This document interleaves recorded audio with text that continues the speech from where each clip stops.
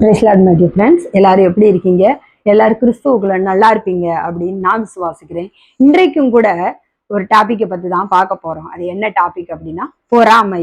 அப்ப பாருங்க, இன்றைக்கு நம்மில் பல பேர் என்ன செய்றோம், ஈஸியா ஒருத்தவங்கள பார்த்து என்ன செஞ்சிரோம், பொறாமைப்பட்டுறோம். ஒருத்தவங்களுடைய வளர்ச்சியை பார்த்தோ, ஒருத்தவங்களுடைய அந்த ஆசீர்வாதத்தை பார்த்தோ, இல்ல திடீர்னு ஒருத்தவங்க கார் வாங்கிட்டா அதை பார்த்து நம்ம என்ன செய்யறோம், பொறாமைப்படுறோம். திடீர்னு ஒருத்தவங்க கோடீஸ்வரர் ஆயிட்டாங்கன்னா அதை பார்த்து நம்ம என்ன செய்யறோம், பொறாமைப்படுறோம். இன்னும் ஒரு சில பேருக்கு மத்தவங்களுக்கு ஒரு 2 3 குழந்தை பிறந்தா அதை பார்த்து நம்ம என்ன செய்யறோம், ஈஸியா பொறாமைப்படுறோம். ஒரு சில பேர் அடுத்தவங்க நல்லா வாழ்ந்தாலே அதை பார்த்து என்ன செய்யறோம், பொறாமைப்படுறோம். ஆனா நம்ம ஒருபோதும் அப்படி இருக்கவே கூடாதுங்க. நம்ம ஈஸியா அடுத்தவங்களை பார்த்து பொறாமைப்படுறோமே. இன்னொரு சில பேர் யாராச்சும் நல்ல சேலை கட்டிட்டா, ஒரு நல்ல Dress போட்டுட்டா அவங்கள பார்த்து நம்ம என்ன செய்யறோம், ஈஸியா பொறாமைப்படுறோம். ஒரு சில பேர் ஜுவல்ஸ் நகை அவங்களுக்கு கடவுள் ஆசீர்வதிக்கிறாரு, அவங்க வாங்குறாங்க, அவங்க சொந்த உழைப்புல வாங்குறாங்க. அதை நம்ம என்ன செய்யறோம், திடீர்னு பார்த்து பொறாமைப்பட்டு அந்த அவங்க பக்கத்தே திரும்புறது கிடையாது. அவங்கள பார்த்தா கூட நம்ம என்ன செய்யறது கிடையாது, பேசுறது கிடையாது. ஆனா நம்ம ஒருபோது என்ன செய்யக்கூடாது, அப்படி இருக்கவே கூடாது. இன்றைக்கு அவங்களுடைய ஆசீர்வாதத்தை மாத்திரம்தான் நம்மில் அநேகர் பார்க்கிறோம். இன்னைக்கு அவங்க நல்லா இருக்காங்கன்னு பாக்குறோம், அவங்கள பத்தி நம்ம பேசுறோம். ஆனா எத்தனையோ நாள் நாம தூங்கிக்கிட்டு இருக்கும் போது, நம்ம சுகவாசியா இருக்கும் பொழுது அவங்க எல்லாம் முழிச்சிருக்காங்கங்க. அவங்க கடினமா உழைக்கிறாங்க. இந்த பாதைக்கு அவங்க வர்றதுக்கு அவங்க எவ்வளவு விளக்கரையும் கொடுத்திருப்பாங்க, எத்தனை அவமானங்களை சந்திச்சிருப்பாங்க, எத்தனை நிந்தைகளா அவங்க அனுபவிச்சிருக்காங்க, எவ்வளவு கண்ணீரின் பாதையில அவங்க போயிருப்பாங்க. அது உங்கள யாருக்காச்சும் தெரியுமாங்க? இன்னைக்கு ஒருத்தவங்க ஃபேக்டரி வச்சு நல்ல வசதி வாய்ப்போட இருக்காங்கன்னா, அந்த ஃபேக்டரிக்கு அவங்க இரவும் பகலும் உழைப்பாங்க. அநேக சுக துக்கங்கள், அநேக காரியங்களை மகிழ்ச்சியா இருக்கிறது, சந்தோஷமான காரியங்களை எல்லாம் தியாகம் பண்றாங்கங்க. ஒவ்வொருத்தவங்களுடைய உழைப்புக்கு பின்பதாகவும், ஒவ்வொருத்தவங்களுடைய ஆசீர்வாதத்துக்கு பின்பதாகவும் அவங்களுடைய தியாகம் இருக்குங்க. அதை நம்ம யாருமே என்ன செய்ய மாட்டேங்கிறோம், பார்க்கவே மாட்டேங்கிறோம். இன்னைக்கு அவங்க நல்லா படிச்சிருக்காங்கன்னா, அந்த படிக்கிறதுக்கு முன்னாடி அவங்க எப்படி இருப்பாங்க? இன்னைக்கு ஒருத்தவங்க உங்க வீட்டுக்கு முன்னாடியே எழுதுறபடியோ கலர் கலர் ட்ரெஸ் உடுத்துறாங்க, அதை நீங்க பாக்குறீங்க. ஆனா அவங்க அவங்க சிறு வயசுல, ஒரு நடுத்தர வயசுல போட்டுக்கிறதுக்கு மறு ட்ரெஸ் கூட இல்லாம கடந்து வந்த பாதை உங்களுக்கு தெரியுமா? நம்மளுக்கு தெரியுமா? தெரியாது.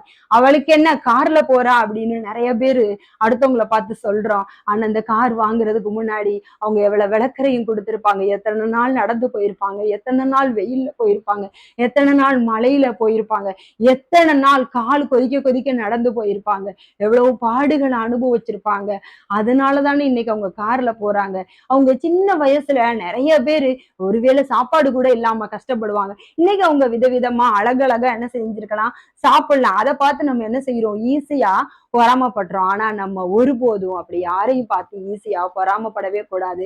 அதுல இன்னும் ஒரு சில பேர் இருக்காங்கங்க, பொறாமைப்படுறதோட மாத்திரம் அவங்க என்ன செய்ய மாட்டாங்க, விட மாட்டாங்க.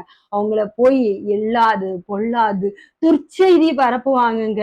அவளுக்கு என்ன அப்படியா இப்படியான்னு சொல்லி ஒருத்தவங்களை பத்தி இல்லாது பொல்லாது சொல்லலாமா? அதாவது தன் சகோதரனை அவமதிக்கிறவன் மதிகேடன் அப்படின்னு பைபிள்ல ஏசப்பா வசனம் எழுதி வச்சிருக்காங்க. பொறாமப்படுறதே ஏசப்பா அருவருக்கிற குணம். அதுலயும் போய் அவங்கள பத்தி இல்லாது போலாது அவதூற பேசுறோம் பாருங்களேன். அவங்க நற்பெயரை நம்ம குலைச்சு போடுறோம் பாருங்க.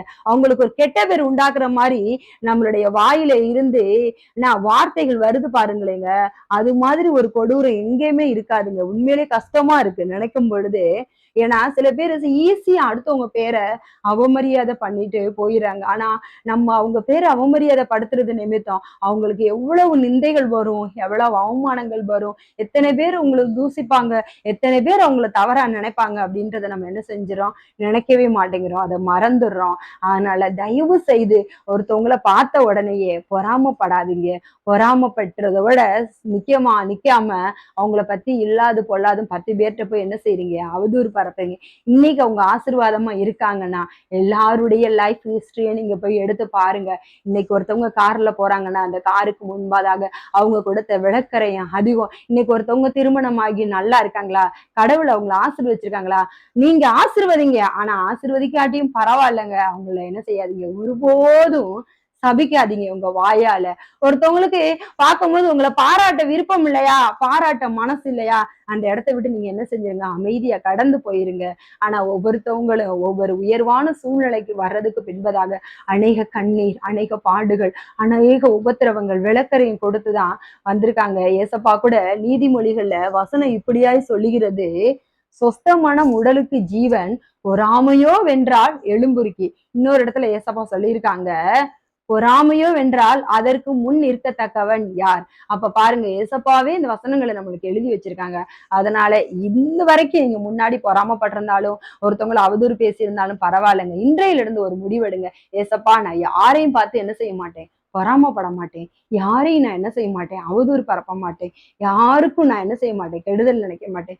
ஒருத்தவங்களை நான் வாழ்த்தாட்டியும் பரவாயில்ல, நான் அமைதியா இருக்கேன் அப்படின்னு சொல்லி நினைங்க. ஒவ்வொருத்தவங்களும் ஒவ்வொரு உயர்வான நிலைக்கு வர்றதற்கு என்ன செய்யணும், கடினமா உழைக்கணும். அதை விட கடவுள் அவங்க செய்யற காரியங்களா இருக்கட்டும், வேலைகளா இருக்கட்டும், படிப்பா இருக்கட்டும், கர்த்தருடைய ஆசீர்வாதமே ஐஸ்வர்யத்தை தரும். அவர் அதனோடு வேதனையை கூட்டாருன்னு பைபிள்ல வேத வசனம் சொல்லியிருக்கு. அதனால யாரையும் பார்த்து இனிமேல் ஈஸியா பொறாமப்பட்டு அவதூறு பண்ணாதீங்க.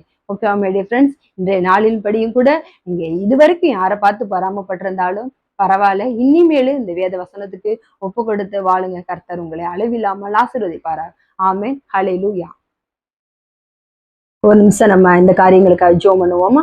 அன்பின் பரலோக பிதாவே, இன்றைய நாள்ல நாங்க கேட்ட இந்த வார்த்தையின்படி நாங்க யாரையும் பார்த்து பொறாமப்படக்கூடாது தகப்பனே. ஒவ்வொருத்தவங்களுடைய உயர்வுக்கு பின்பதாக உம்முடைய கரம் இருக்கிறது, உம்முடைய ஆசீர்வாதம் இருக்கிறது தகப்பனே. எத்தனையோ பேரை பார்த்து ஈஸியா பொறாமப்பட்டு அவங்கள அவதூறு பண்றோம், அவங்க மனசு நோகும்படி அவங்கள நாங்க இழிவு பண்றோம், கேலி கிண்டல் பண்றோம். இந்த குணத்தை எல்லாம் நீங்க அருவருக்கீங்கன்னு எங்களுக்கு தெரிஞ்சு போச்சு ஆண்டவரே.